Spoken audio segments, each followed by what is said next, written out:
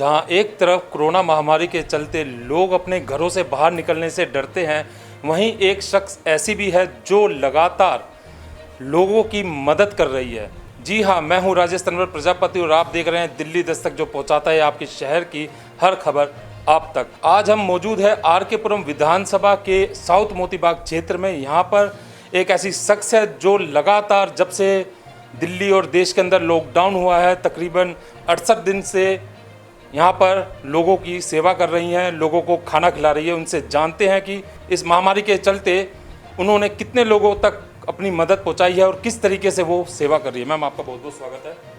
धन्यवाद। सबसे पहले मैं आपसे ये जानना चाहूँगा कि जो ये भयंकर महामारी है, लोग अपने घरों से निकलने से डरते हैं, वहीं आप घर से बाहर निकलकर गरीब जनता को खाना खिला रही हैं, गरीब जनता की सेवा कर रही है, तो आप इस पर। राजेश जी, पहले तो मैं अपना परिचय देना चाहूँगी। मैं बिहार से हूँ, लेकिन मैं यहाँ साउथ मोतीबाग गवर्नमेंट क्वार्टर में रहती हूँ और आम आदमी पार्टी आर.के. पुरम विधानसभा में परमिला टोकस के साथ मैं काम करती हूँ।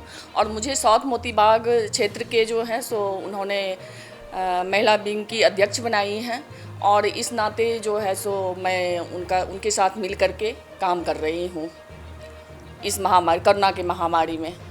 तो मैम, आपको कभी ऐसा नहीं लगा कि जिस तरीके से आज के टाइम में जो माहौल है कोरोना महामारी के चलते, कि लोग एक दूसरे से मिलने से टकरा रहे हैं, लोग एक दूसरे को छूने से कतरा रहे हैं, लेकिन आप निडर होकर लोगों को खाना खिलाती हैं, लोगों की सेवा करती हैं, तो आपको कभी इस महामारी से डर नहीं लगा? बिल्कुल नहीं राजेश जी, हमें इन चीज़ों से तो बिल्कुल डर लगा ही नहीं, क्योंकि ये चीज़ मुझे सीखने को अपने परमिला धीरज टोकस जी, जो हमारी क्षेत्र की विधायक हैं, उनसे मिली है। और उनको मैं देखती हूँ जो कि इस तरह से महामारी में अकेले लेडीज होकर के वो जब बाहर निकल करके इतना सारा काम कर सकती हैं, तो मैं क्यों नहीं कर सकती हूँ। उनसे इतना सारा ऊर्जा मिलते हुए और डर जो था मेरे अंदर वो ख़त्म हुआ।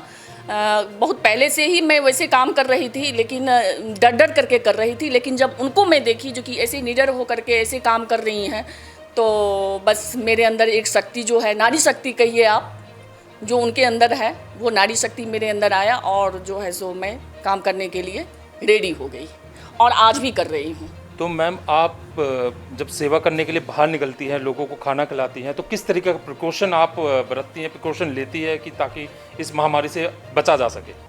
राजेश जी, हमारे दिल्ली गवर्नमेंट की तरफ से हमें सैनिटाइज जो है सो दिया गया है। पूरा बॉडी स्प्रे करने के लिए भी जो सैनिटाइज आती है वो भी दिया गया है, हैंड के लिए भी दिया गया है, रोज़ ग्लव्स चेंज करने के लिए दिया गया है, रोज़ मास्क चेंज करने के लिए दिया गया है, बल्कि किट भी आया। हम नहीं पहने वो अलग बात है, पूरा किट भी आया, जो डॉक्टर्स किट आते हैं वो भी आया और हम लोग नहीं पहने, लेकिन वो जो स्प्रे वाला था उससे हमें काफ़ी सेफ्टी मिला और अभी तक मैं ठीक हूँ सबका सेवा करते हुए। तो मैम, आपने अभी तक जब से लॉकडाउन हुआ है तो कितने लोगों को भोजन, मतलब आपके हिसाब से कितने लोगों को आप भोजन दिल्ली सरकार की तरफ से जो दिया गया था और आप उसके खिलाते थे, तो कितने लोगों को आपने भोजन अभी तक करवाया?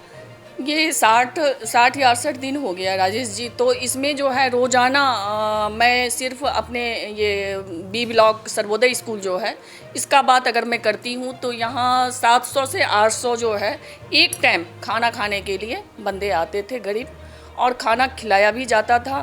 पहले मैं उनका तापमान चेक करती थी, जो मैंने वीडियो में रोज़ जो है सो मैं आगे भी भेजी हूँ, और उसके बाद सैनिटाइज करवाती थी हाथ को, और फिर उसके बाद खाना खिलाया भी जाता था। और बाकी जो उनके बंदे घर में होते थे उनको हमारे परमिला धीरज टोकस जी जैसे बोली थी जी कि उन लोग के लिए भी खाना भेजना है, तो उन लोग के लिए खाना मैं पैक करके भेजती थी। तो जैसे आपने बात करा कि आप उनकी थर्मल स्क्रीनिंग भी करते, उनका टेम्परेचर टेस्ट करते, तो इस दौरान ऐसे कुछ लोग या आपको कोई ऐसा संक्रमित व्यक्ति जिसका बुखार हो या टेम्परेचर हाई हो, इस टाइम आपके सामने कोई आया? नहीं, कोई भी नहीं आया, कोई भी नहीं आया ऐसा। थोड़ा बहुत अगर धूप में जैसे बंदे आते थे तो थोड़ा बहुत टेम्परेचर अगर ज़्यादा होता भी था तो उसको जैसे मैं छाँव में खड़े कर देती थी, थोड़ा देर फिर चेक करती थी, तो नॉर्मल रहता था, फिर उसको मैं दोबारा खाना देती थी। तो मैम, आप क्या संदेश देना चाहेंगे, आप जैसी महिलाएं जो इस समय डर के इस महामारी से अपने घरों में बैठी हैं, तो उनके लिए आप एक प्रेरणा नायक एक महिला बनी है, तो उनके लिए आपका क्या संदेश है?